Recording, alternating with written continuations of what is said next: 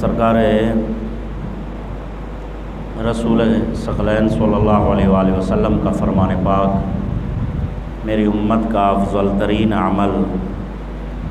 حضرت حجت علیہ الصلاۃ والسلام کے ظہور کا انتظار کرنا۔ اس عنوان پر ہماری گفتگو نماز کے باب میں کہ حضور قلب نماز میں کس طرح پیدا ہوتا ہے، کیونکہ بغیر حضور قلب کے نماز کی قبولیت روایات گزر چکی ہیں کہ جتنی نماز حضور قلب کے ساتھ پڑھی جائے گی، سمجھتے ہوئے پڑھی جائے گی، نماز میں دھیان اور یکسوئی ہوگی، اتنی نماز قبول ہے، اس کے علاوہ نماز قبول نہیں ہے۔ واضح لفظوں میں معصومین علیہ الصلوۃ والسلام کے فرامین احادیث آپ کی خدمت میں پیش کر چکے۔ پچھلے جمعۃ المبارک کو تقریباً اس کے طریقے جو ہیں وہ عرض کیے، مختصر جتنے کہ یہاں سے ہو سکتے ہیں ان کا اگر خلاصہ کیا جائے تو 4 چیزیں بنتی ہیں۔ اگر ان کا خاص خلاصہ کیا جائے تو وہ چیزیں آپ یہ کہہ سکتے ہیں کہ جو چیزیں نماز میں خشوع پیدا کرتی ہیں، خضوع اور خشوع کا سبب ہیں، یا وہ چیزیں جن کی وجہ سے حضور قلب پیدا ہوتا ہے۔ وہ ٹوٹل 4 چیزیں ہیں۔ پہلی چیز رغبت با خدا، خدا کی طرف رغبت رکھنا۔ یہ اس کے لیے پہلے گزارش کر چکے کہ ظاہر ہے کہ انسان جس چیز کی طرف زیادہ رغبت رکھتا ہے وہی خیالات اس کو زیادہ آتے ہیں۔ اگر وہ دنیا کی طرف زیادہ رغبت رکھتا ہوگا یا دنیا کی کسی بھی شے کی طرف، تو ظاہر ہے کہ اکثر اوقات اسے اسی چیز کے خیالات جو ہیں وہ آتے رہیں گے۔ اور اگر اس کی رغبت خدا کی طرف ہوگی، محمد و آل محمد علیہ الصلوۃ والسلام کی طرف ہوگی، تو ظاہر ہے کہ چاہے نماز ہے چاہے غیر نماز ہے تو اسے خدا اور محمد و آل محمد کے خیالات جو ہیں وہ سامنے رہیں گے، جو کہ افضل ترین عبادت ہے اور یعنی اصل نماز ہے۔ اصل نماز یہی ہے کہ انسان اللہ اور محمد و آل محمد علیہ الصلوۃ والسلام کی جانب متوجہ رہے۔ یہ بات واضح ہے جی۔ اور دوسری چیز وہ ہے تفکر قیامت، قیامت کی جانب متفکر رہنا،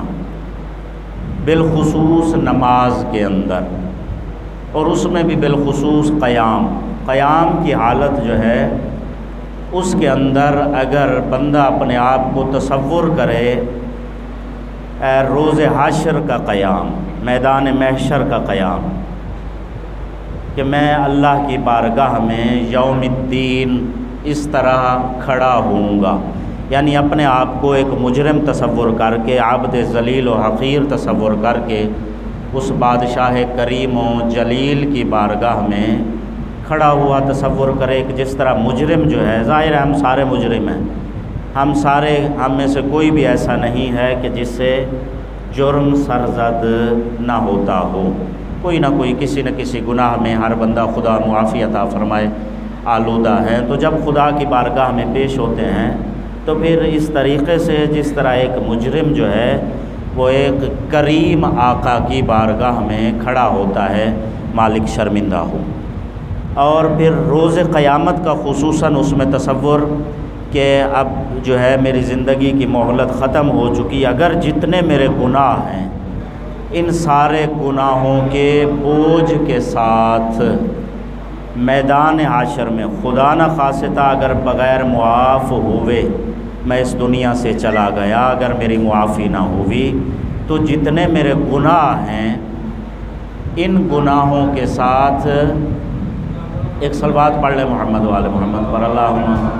صلی علی محمد و آل محمد وعجل فرجہم۔ ایک پھر بھی صلوات پڑھ لیں جی، اللہم صلی علی محمد و آل محمد وعجل فرجہم۔ توجہ ہے سب کا؟ متوجہ ہو جاتے ہیں اور کچھ بندے ادھر، تو پھر بات بندہ کس سے؟ بات واضح ہے جی۔ یعنی جتنے ہمارے گناہ ہیں اگر ہم خدا نخواستہ وہ گناہ معاف ہوئے بغیر میدان محشر میں پہنچ گئے تو وہاں پر ہماری کیا حالت اور کیفیت ہوگی۔ اگر خدا نخواستہ کسی کے حقوق ہمارے ذمے ہیں، خدا نخواستہ کسی مومن کی توہین کی ہوئی ہے، خدا نخواستہ کسی مومن پر کوئی بھی الزام لگایا ہوا ہے، کوئی تہمت لگائی ہوئی ہے، خدا نخواستہ کسی مومن کی غیبت کی ہوئی ہے، خدا نخواستہ جھوٹ بولا ہوا ہے، یا باقی حقوق اللہ یا حقوق العباد میں سے جو ہمارے گناہ ہیں خدا نخواستہ اگر وہ معاف نہیں ہوتے اور اسی طرح ہم میدان محشر میں پہنچ جاتے ہیں تو یقیناً وہ میدان محشر کی جس کی ہولناکی اور وحشت اور دہشت جو ہے وہ کسی بشر کے بس میں نہیں ہے کہ اس کو برداشت کر سکے۔ خالی اسی میدان محشر میں کھڑے رہنا،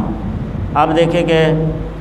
ایک سادہ سی مثال نے ہمیں اگر خدا نخواستہ ہاسپٹل میں جا کر ایک پرچی بنوانے کے لیے، ایک سادہ سی مثال ہے، کچھ دیر قطار میں کھڑا ہونا پڑے،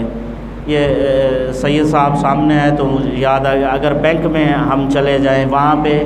کسی چکر میں انتظار میں کھڑا ہونا پڑ جائے، ہلکی گرمی سردی ہو اور تھوڑی دیر قطار میں کھڑا ہونا پڑ جائے، یا کسی بھی ایسی جگہ پر جائیں جہاں پر ہمیں لنگر کی لائن لگی ہوئی ہے، وہاں پر ہمیں لائن میں کھڑا ہونا پڑ جائے تو یہ ہم سب جانتے ہیں کہ ہم سارے پھر سفارش ڈھونڈتے ہیں، آگے دیکھتے ہیں کوئی جاننے والا ہے تو یار یہ مہربانی کرنا، یعنی وہ 10 منٹ کا کھڑا ہونا گرمی میں، دھوپ میں یا سردی میں وہ ہم سے برداشت نہیں ہوتا، تو میدان محشر میں خدا نخواستہ جہاں پر نہ سایہ ہے، گرمی کی انتہا ہے، وہ آپ مجھ سے زیادہ بہتر روایات سن چکے ہوں گے، یقیناً جانتے ہوں گے کہ میدان محشر کی کیا کیا ہولناکیاں ہیں۔ اس وحشت کے ماحول میں اگر ہزاروں سال کھڑا ہونا پڑ جائے اور کوئی سزا نہ ہو، صرف وہاں کھڑے ہونے کی سزا اگر رہ جائے تو وہ بھی انتظار کرنا کتنا زیادہ مشقت آمیز ہے، یہ خدا ہی پناہ عطا فرمائے۔ تو یہ ظاہر ہے ناقابل بیان ہے، یہ ایسی چیز ہے اگر کوئی تجربہ کرنا چاہے تو یہ باہر دھوپ ہے، آج تو ماشاءاللہ تھوڑے سے مطلب ٹھنڈا بھی ہے، لیکن اسی میں 10 منٹ 15 منٹ آدھا گھنٹہ بھی جو ہے وہاں پر کھڑا ہو کے اگر انسان تجربہ کرے کہ میں کتنی دیر کھڑا ہو سکتا ہوں، یہ ایک یعنی مذاق کے لیے نہیں ہے، خدا نخواستہ ایک سیریس چیز ہے کہ وہاں پر میں کتنی دیر کھڑا ہو سکتا ہوں۔ میں آپ ہر بندہ سوچے کہ ایسی دھوپ میں، یہ اس کے مقابلے میں میدان محشر کی گرمی کے مقابلے میں یہ کچھ بھی نہیں ہے۔ یہاں پر جب ہم 10-15 منٹ نہیں کھڑے ہو سکتے، ابھی بجلی بند ہو جائے تو بغیر پنکھے کے ہم یہاں چھت کے اندر، چھت کے نیچے کتنی دیر بیٹھ سکیں گے؟ یہ کچھ بھی نہیں ہے میدان محشر کی سختی کے مقابلے میں۔ تو اگر میدان محشر میں خدا نخواستہ اپنے گناہوں کا بوجھ لے کر وہاں پر کھڑا ہونا پڑ جائے تو وہاں پر کس کی مجال ہے کہ اس خدا قہار و جبار کی عدالت کے سامنے کھڑا ہو سکے، اس کے سزا اور عذاب کے سامنے استقامت کر سکے، یا ہم میں سے کسی کی طاقت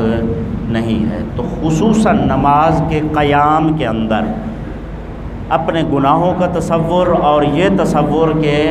اگر خدا نخواستہ یہ گناہ معاف نہ ہوئے اور خدا کی عدالت میں میدان محشر میں مجھے اسی جرم میں کھڑا ہونا پڑ جائے تو میری کیا حالت ہوگی۔ تو یہ کیفیت اور یہ سوچ جو ہے وہ نماز کے اندر حضور قلب پیدا کرے گی، خشوع پیدا کرے گا، عاجزی پیدا کرے گی، اور ہو سکتا ہے اللہ نصیب فرمائے کہ ہماری نمازوں جو ہیں وہ گریہ کے ساتھ ہو جائے، آنسو آ سکتے ہیں، اور باقی جو کیفیتیں جو ہیں ایک قطرہ آنسو کا خوف خدا۔ امیر المومنین علیہ السلام کی حالت نماز میں پنڈلی سے تیر نکال لیا گیا، وہ تو معصوم ہے، لیکن بشر بن عباد وہ کون سا معصوم ہے؟ وہ ہم جیسا خاکی بشر ہے،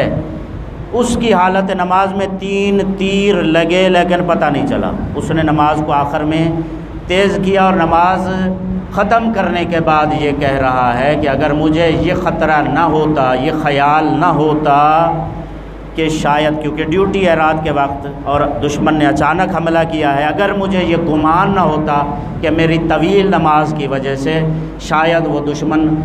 نعوذ باللہ حضور اکرم صلی اللہ علیہ وآلہ وسلم پر حملہ نہ کر دے تو میں نماز کو مختصر نہ کرتا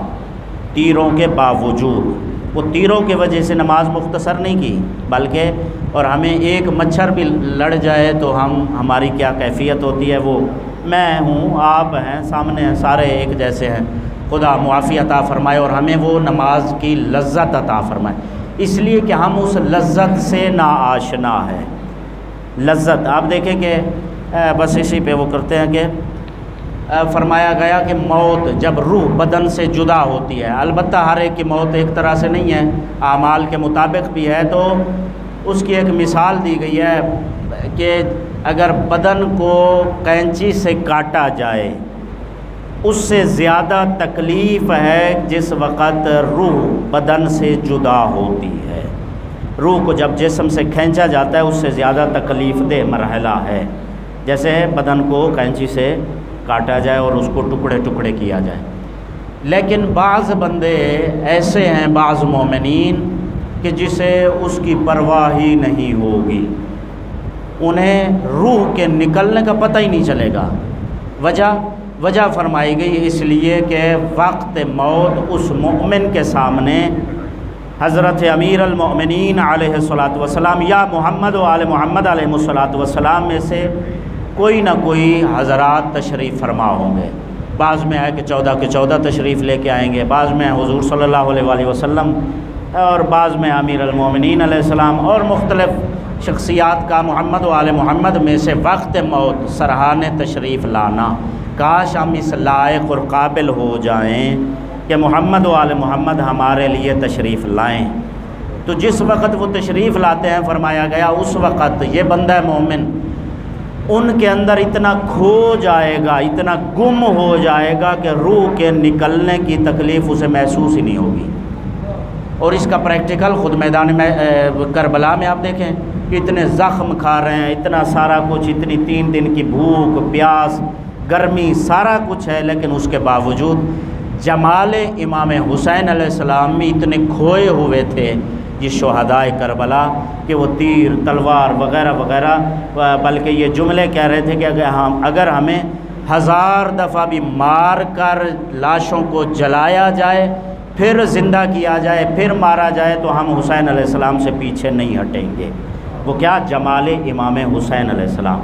تو ہم ان لذتوں سے جو محروم ہیں وہ اپنے اس کی وجہ، ہم جتنا اپنے اندر صفات حسنہ پیدا کرتے جائیں گے تو نماز کی، دعا کی جو لذت ہے، مناجات کی لذت جو ہے، وہ آہستہ آہستہ جو ہے امام زمان علیہ السلام کی نظر کرم سے، خدا رحمان الرحیم کی نظر کرم سے بڑھتی جائے گی،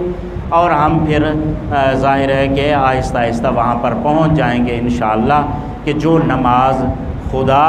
اور معصومین علیہ الصلوۃ والسلام کی بارگاہ میں تقرب عطا فرمائے۔